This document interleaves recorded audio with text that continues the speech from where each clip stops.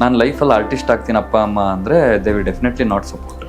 ದುಡಿಮೆ ಮಾಡಬೇಕು, ಓದಬೇಕು ಅದನ್ನೆಲ್ಲ ಅಂತ. ಬಟ್ ಅಲ್ಲಿ ಯಕ್ಷಗಾನಕ್ಕೆ ತಂದೆ ತಾಯಿಗಳು ಹೇಗೆ ಸಪೋರ್ಟ್ ಮಾಡ್ತಾರೆ? ಈಗ ಮಗ ಒಂದು ಅದರಲ್ಲೇ ನಾನು ಕರಿಯರ್ ಪರ್ಸ್ಯೂ ಮಾಡ್ತೀನಿ ಅನ್ನೋ ಥರ ಆದರೆ ಯಕ್ಷಗಾನವನ್ನ ಕಲಿಸ್ಲಿಕ್ಕೆ ಕರ್ಕೊಂಡ್ಬರುವಂಥ ಪೇರೆಂಟ್ಸ್ ಸಂಖ್ಯೆ ತುಂಬಾನೇ ಇದೆ. ಅದರಲ್ಲಿ ಕಲಿತು ಆ ಕಲಿಯುವಿಕೆನ ವರ್ಷಗಟ್ಟಲೆವರೆಗೆ ಪರ್ಸ್ಯೂ ಮಾಡುವವರ ಸಂಖ್ಯೆ ಇನ್ನಷ್ಟು ಫನಲ್ ಆಗುತ್ತೆ. ನಾನು ಜಯಿಸಿ ಬಿಟ್ಟೆ, ನಾನು ಪರ್ಫಾರ್ಮೆನ್ಸ್ ಮಾಡಿದೆ ಅಂತ ಅನ್ನೋರ ಸಂಖ್ಯೆ ಇನ್ನಷ್ಟು ಕಮ್ಮಿನೇ ಇರ್ತದೆ. ಯಾಕಂದ್ರೆ ಯಕ್ಷಗಾನದ ಕಲಿಕೆ ಎಲ್ಲವೂ ಕೂಡ it's not just 2 months or 3 months learning.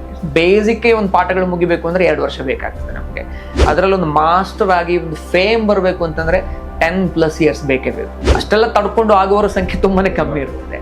ಹಾಗಿರುವಾಗ ಅಷ್ಟೆಲ್ಲ ಒಂದು ದೊಡ್ಡ ಜರ್ನಿ ಆಗುವಾಗ ಡೆಫಿನೆಟ್ಲಿ ಒಂದು ಮಗುವಿನ ತಾಯಿ ಅದನ್ನು ಅಬ್ಸರ್ವ್ ಮಾಡಿರ್ತಾರೆ, ತಂದೆಯವರು ಅಬ್ಸರ್ವ್ ಮಾಡಿರ್ತಾರೆ.